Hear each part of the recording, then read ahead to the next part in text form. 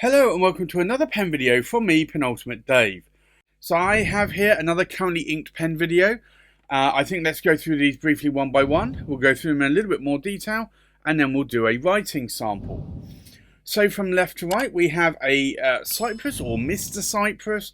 This is an Eggshell 01. We have again a Cypress or Mr. Cypress Eggshell 06. We have a Montblanc Writer's Edition, and this is the Jane Austen. We have a Visconti Homo Sapiens Lava Edition, Bronze Age, Oversize, that I have brought back into my rotation. We have a Visconti Homo Sapiens London Fog, a Visconti Homo Sapiens Florentine Hills, a Visconti Divina Desert Spring. We have a Visconti Empire.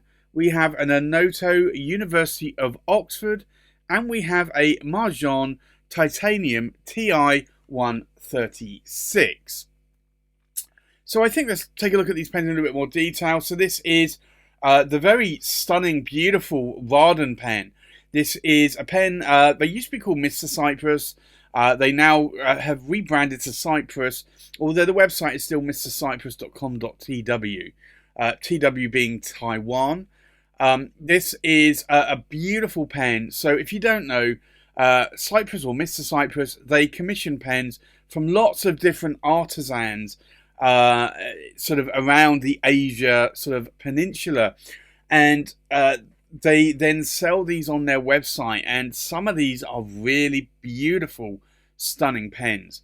So this is what is termed the Eggshell 01. At the moment, I think it goes up to 01 to 06. I might have seen a 07 at one point. I can't be 100% sure. But these are really beautiful pens. So I love this pen. It is a flat top pen that you can see here. You've got the eggshell there, and on the back of the pen there, at the blind cap. And then you have some black, and then you have the Varden or abalone stripes or strips. These are ebonite pens. They are really beautiful. I do like these. They have also tried to go with their own nibs. This is a Cypress logo nib. These are made by Canwright in India, these nibs. This is a 14 karat gold medium nib. These are cartridge converter pens. You cannot post the cap. It will not post because it is obviously a flat top pen. Although saying that, there are some flat top pens that you can post, like the Viscontis here. But this is a beautiful pen. It's got a little bit of glitter there on the section. It is cartridge converter. I just like Varden. I like Varden and I like Eggshell. And so this one did speak to me when I went to buy this last year.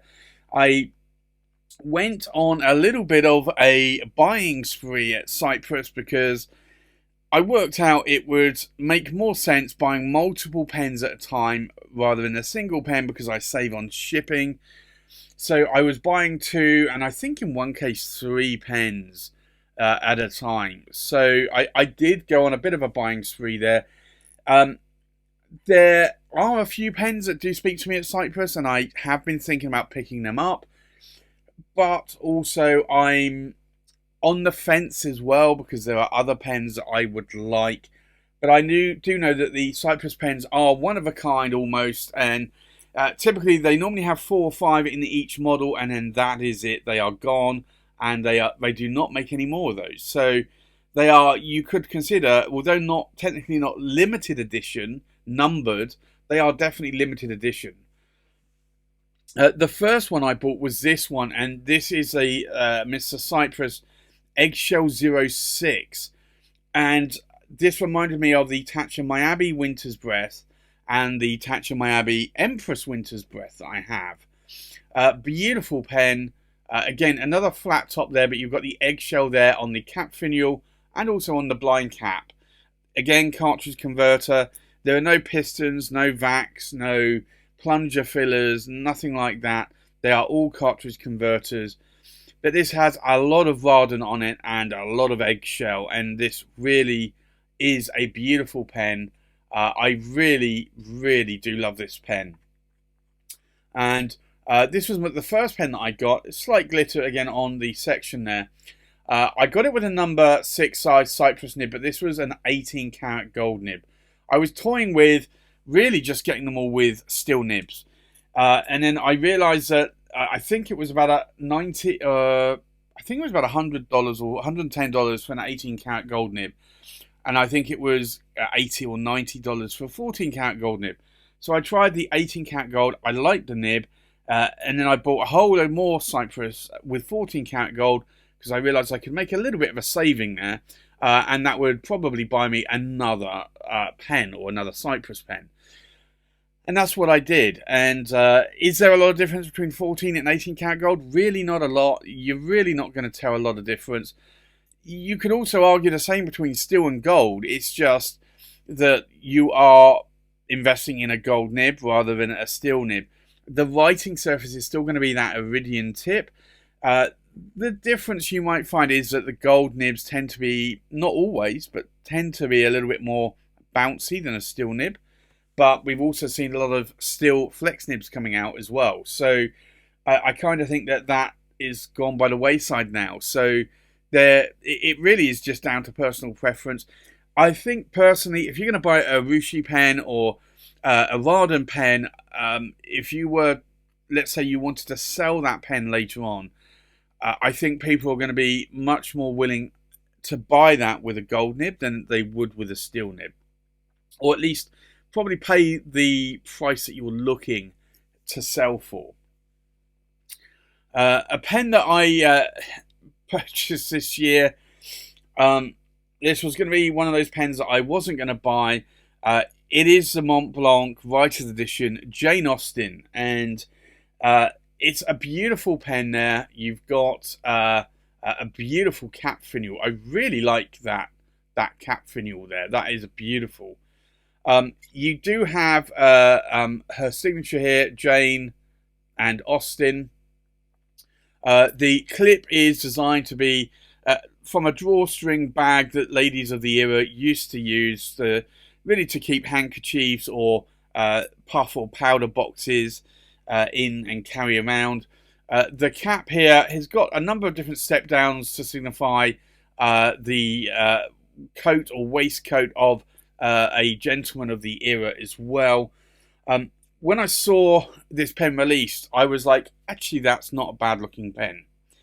But then I suddenly thought, well, Onoto have done a Jane Austen pen, Conway Stewart have done a Jane Austen pen, and most of these have been pretty small pens and pretty light pens.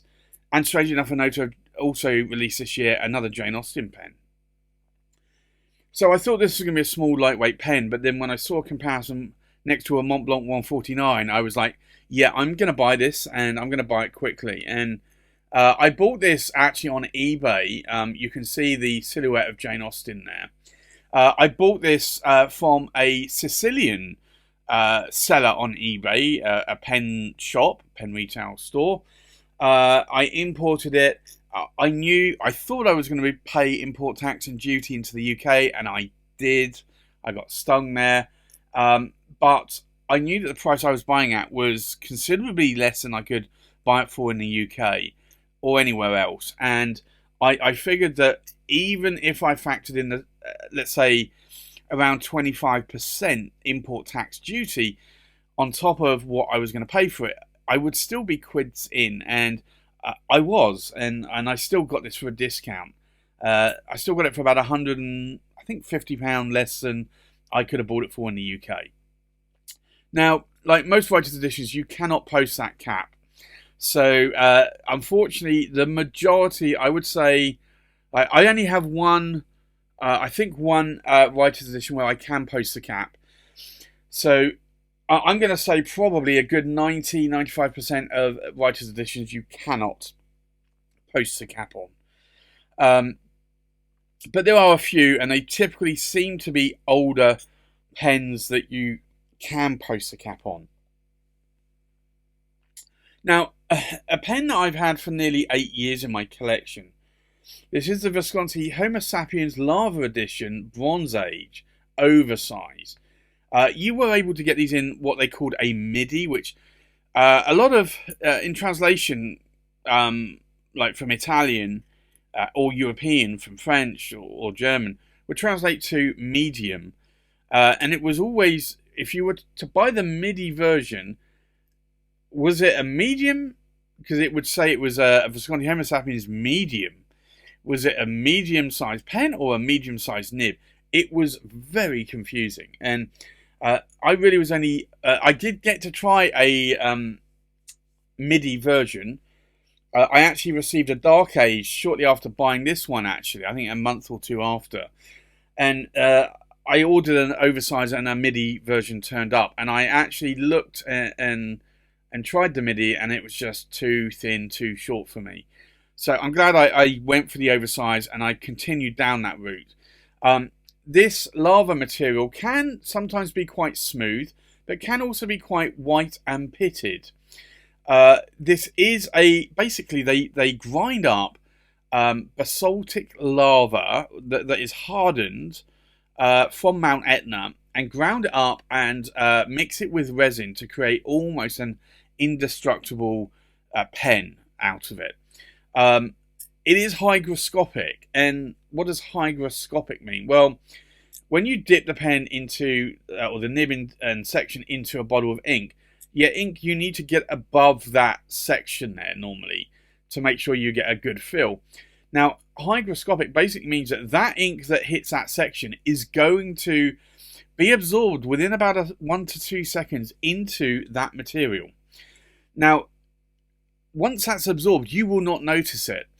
But I can guarantee you, when you start writing with it, if you've got even just moist fingers, then you will find that ink will suddenly transfer out of that section onto your fingers. And you'll think you've got a leak in your pen when you haven't. So you do have to dry it off with a couple of paper towels. Typically that's what I do. Dry it off with a wet paper towel, or wipe it off with a wet paper towel, and then do another dry paper towel, and then you can start writing with it. So that's what hygroscopic means. I did get a number 6 size. This is a 23 cat palladium fine nib. Very bouncy nib. I love how this nib writes. I can post the cap. It's a power vac filler. It's a single reservoir. Downsides with these, you've got the hook safe lock mechanism there. I'll put my teeth back in. But there isn't a ink window. And I guess that's one of the downsides of these, is that you can't really see that you're running out of ink until you've almost run out of ink. And I think that's the thing that I dislike a little bit. I prefer to know how much ink I've got left in that pen. If I'm going to write a letter or two, I don't want to have to refill the pen just on a whim. I would prefer to see that I'm running low, and then I would refill.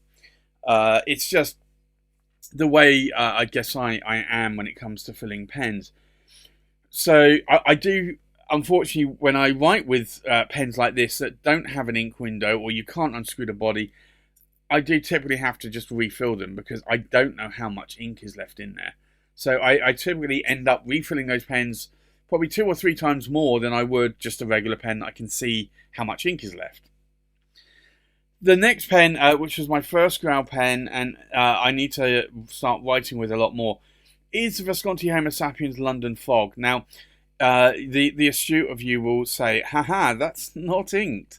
Well, it's not inked, and the reason being, I wanted to show you the beauty of this. Like, whenever I bring this pen on camera, people, or even to pen clubs, people love the look of this pen.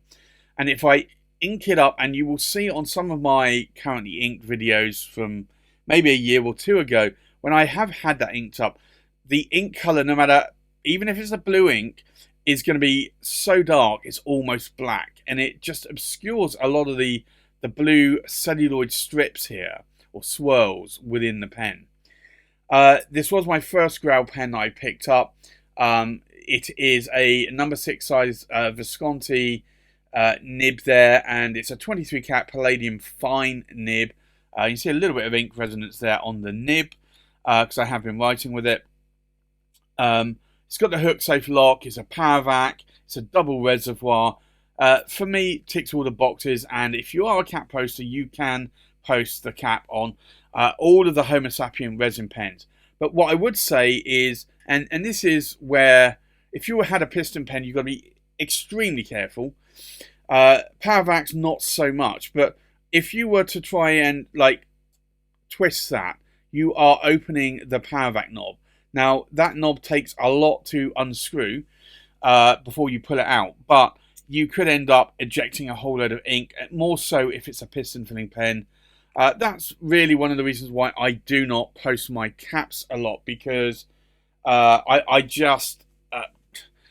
find that I have with pistons in the past maybe pushed out a little bit of ink.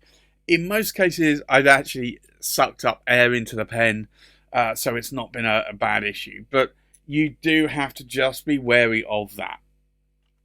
The second ground pen that I purchased was this one, and this was literally the day after the London fog arrived. And again, it's just a beautiful pen, and I've told this story a lot of times in the past, but this pen was... this has a medium nib. The London fog has a fine nib. I called the retailer up, Pure Pens, when I bought it, and said, do you have a London fog in a medium nib? And they said, no, we don't, but we do have a Florentine Hills, and if you really want a medium nib, we could swap the nibs around. And I, being very naive and not in the hobby for more than like 4 months, I figured that would probably invalidate the warranty if I needed to send it back to the Visconti. So at that point, I said, no, it's right, just send me the fine nib in the London fog. And I absolutely loved it. So much that I knew that the Florentine Hills here was slightly cheaper by about, I think, almost £100. So when I loved that nib, I decided I would order the medium nib in the Florentine Hills. So literally the next day, this arrived as well. So this has a number 6 size Visconti 23 cat palladium medium nib. Again, yes, I've not inked it up. There is a bit of ink there on the section. The reason being because I want to show you the beauty of these swirls, and like I said with the London fog, the ink is just going to obscure those. So that's why you do not see it inked at the moment. But it's a beautiful pen that I love a lot. I do still prefer the London fog more though. I think if maybe that had a fine nib on it, maybe I might enjoy it a little bit more. Maybe I think I might still have a spare fine nib that I could put in there. So maybe I should try that at one point. The next pen inked up is the Visconti Divina Desert Spring, and this is a celluloid pen. Beautiful pen. It does have a captive converter here that you pull out and you twist like a regular converter. So a captive converter is basically a hidden converter. Again, you've got the hook safe lock mechanism there. I've got a number 6 size Visconti 23 cat palladium nib. Can you get 26 cat? I doubt it. And it is a medium nib. You can also post the cap on here. It's a little bit awkward because it's a faceted pen, so you do have to get the facets lined up. There is no sterling silver rods going around this pen like other Divinas, so a little bit more awkward there to post it, but you can post that cap. The next pen is the Visconti Empire. This was a new acquisition in 2024. It is a beautiful pen. It was, I believe, second-hand. It was selling for a good price. Somebody in the US, I ordered it, and very glad that it shipped. I paid a very minimal amount of import tax and duty through the eBay. I forget what they call it now. It's the distribution where they normally take control of paying the taxes and that for you. And I was very glad because I picked this up for an insane price. This has the older 18 cat gold nib. This is a fine nib. Again, beautiful nib to write with. I really do love this. You can post the cap. I don't post the cap on this one normally, but I just wanted to show you there that this has got a beautiful filigree overlay there. I really do like that pen. The next pen is the Onoto University of Oxford. You can see the coat of arms there. What can I say? I have been loving Onotos more recently. This has got a number 7 size 18 karat gold medium nib on it. It is cartridge converter. I can post the cap as well. It's just a beautiful pen, and I've always wanted a gold stripe diffusion bonded acrylic Onoto. So glad I managed to pick that one up secondhand this year as well in summer. And the last pen I picked up this year again in summer is the Majohn titanium, and it's the TI 136. And you can see there it does say, if I can get that in focus there, Majohn, and it does say just Majohn around that. Yeah, TI 136, very small there. It looks like a Montblanc Martellet, or Martelli, I think it is. It has a number 6 size lemon nib.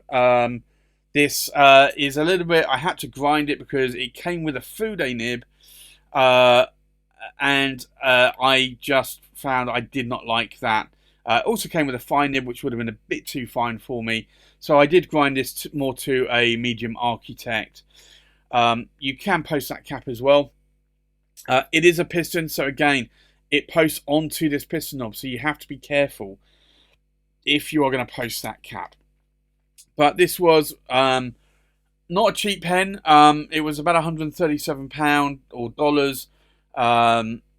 So being a Chinese pen, it's actually quite expensive. However, I think the workmanship on this really stands out, so I was happy to pay that sort of price. So I have that one inked up as well this week. So there you have it. That's my Coney ink pens for this week. I think let's now go and do a writing sample. So the first pen inked up here is the Cypress or Mr. Cypress, and this is the Eggshell 01. So we'll do an ink swatch to start off with. And you can see this nib. Now, what I would say about Cypress nibs, if you go for the Cypress nib and not the Bok or the Yovo nib, they do have pencil-like feedback. The tines are quite tight, so you will, unless you like a really tight tine and a dry writing nib, you will need to maybe adjust the nib a little bit. So you do need to factor that in to the purchase cost. So this is a Cypress Eggshell 01, and it is a medium, and it's a 14 karat gold nib. Now, I prefer wet writing nibs. I prefer juicy wet, so that's why I did have to make some adjustments to some of these nibs just to make them write a little bit better.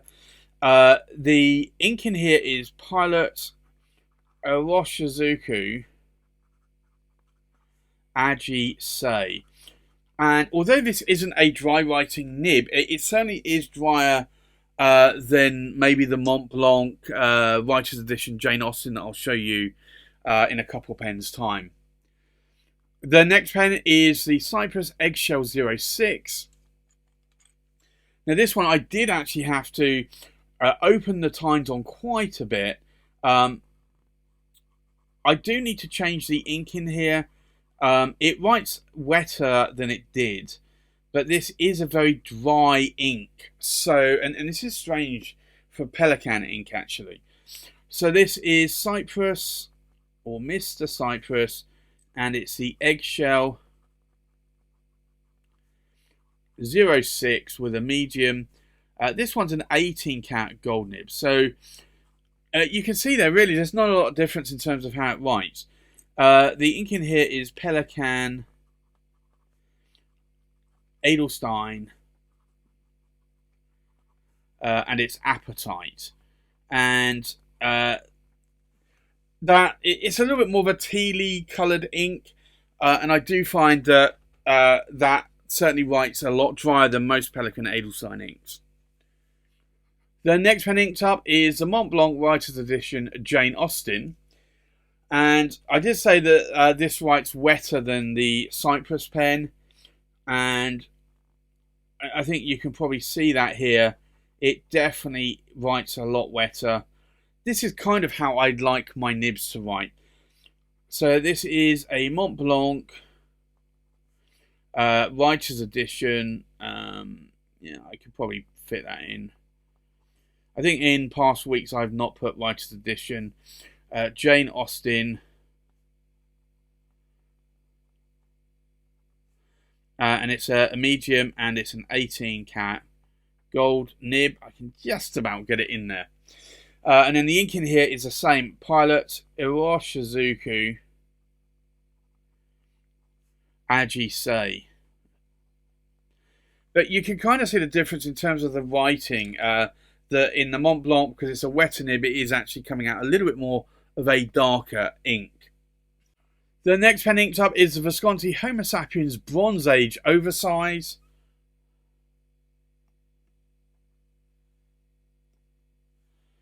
So we'll do an ink swatch here. This is a beautiful writing fine nib. This is really how... if I could get all fine nibs writing this way, I would. It's a beautiful writing wet nib. So this is a Visconti Homo Sapiens Bronze Age. It is the oversized, but it's a fine and it's a 23 cat palladium nib.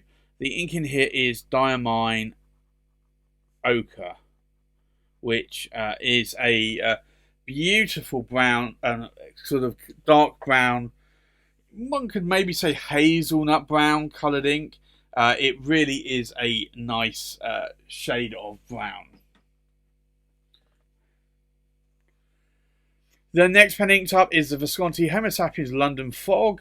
And I say inked up, I'm going to dip this one because I will be doing another video very soon on this one. So I don't really want to ink it up and then clean it out again. So this is, we'll do an ink swatch here. Again, a beautiful, wet, fine nib. Maybe not quite as wet as the previous nib. But this is a Visconti Homo Sapiens London Fog. And this is a fine 23 cat palladium again. And the ink in here is Waterman.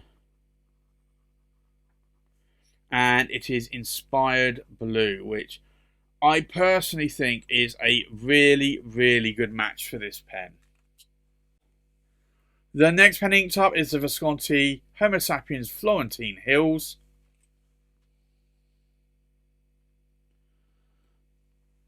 So we'll do an ink swatch again. And again, you can see this is a very wet writing nib. So this is the Visconti Homo Sapiens Florentine Hills. And it is a medium and it's a 23 cat palladium nib. And the ink in here is Diamine Meadow, which is one of my favourite green inks. The next pen inked up is the Visconti Divina Desert Spring. So we'll do an ink swatch here. And again, this is a nice writing nib, although I would say it's a lot more firmer than the previous three. So this is a Visconti Divina Desert Spring in a medium 23 cat palladium nib, and the ink in here is Diamine Amaranth. Now I really should be putting it, maybe a brown or an orangey or a red ink in here. If you can think of any inks that I should put in here, an ink up maybe another time, let me know. I am certainly open to ideas, but typically I have been putting pink inks in there in the past and still now. The next pen inked up is the Visconti Empire. Really love this pen. Again, the nib writes flawlessly, although it is a fine nib. It's quite a wet nib. I even find that writing on the newer Tomoe River paper, it doesn't bleed through, and doesn't feather, but it goes through so much because it's quite a wet nib. So this is the Visconti Empire, and it's a fine, and it's the older 18 cat gold nib, but this just writes beautifully. And then the ink in here is Waterman Inspired Blue again.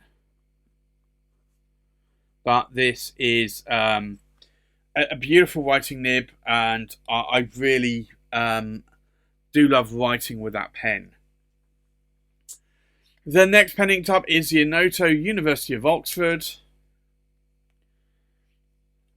And we'll do an ink swatch again.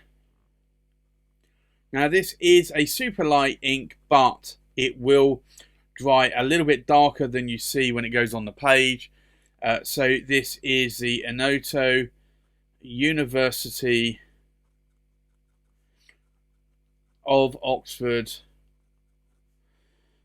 It is a medium, and it's an 18 karat gold nib. And the ink in here is Lamy Mango, which is an ink that I've come to love a lot, actually. It's legible on bright white paper. So it's a really nice, if you want a light yellowy, orangey, apricot-y, mango-y coloured ink, then that's the ink to go for.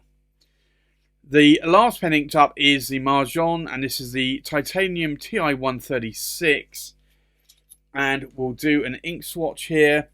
Now, this nib came as what was, they claim to be a long blade, which typically is more of an architect nib, but it actually came with a Fude nib. So I have actually sort of improved that nib a little bit and made it a little bit more of a medium architect. So this is the Majohn TI 136. I'm going to call it a medium because that's what I ordered, and it's a steel nib, but you can see the downstrokes are quite thin, the cross strokes are quite thick, and then the ink in here is Diamine Earl Grey. So I like how this writes now. I didn't like how it wrote to start with, but luckily I have learnt how to tune nibs, and I was able to tune that nib. So I think let's take a look at these pens inked up one more time. We've got a Cypress Eggshell 01 in a medium 14 karat gold nib inked up with Pilot Wash Shizuku Aji Sei. We have a Cypress Eggshell 06 in a medium 18 karat gold nib inked up with Pelican Edelstein Appetite. We have a Montblanc Writer's Edition Jane Austen in a medium 18 karat gold nib inked up with Pilot Wash Shizuku Aji Sei. We have a Visconti Homo Sapiens Bronze Age in a fine 23 karat palladium nib inked up with Diamine Ochre. We have a Visconti Homo Sapiens London Fog in a fine 23 karat palladium nib inked up with Waterman Inspired Blue. We have a Visconti Homo Sapiens Florentine Hills in a medium 23 karat palladium nib inked up with Diamine Meadow. We have a Visconti Divina Desert Spring in a medium 23 karat palladium nib inked up with Diamine Amaranth. We have a Visconti Empire in a fine 18 karat gold nib inked up with Waterman Inspired Blue. We have an Onoto University of Oxford in a medium 18 karat gold nib inked up with Lamy Mango. And we have a Majohn Titanium TI 136 in a medium steel nib inked up with Diamine Earl Grey. So there you have it. That's my currently inked pens for this week. Thanks for watching. Please like, comment, and subscribe, and I'll see you on the next pen video. Bye bye.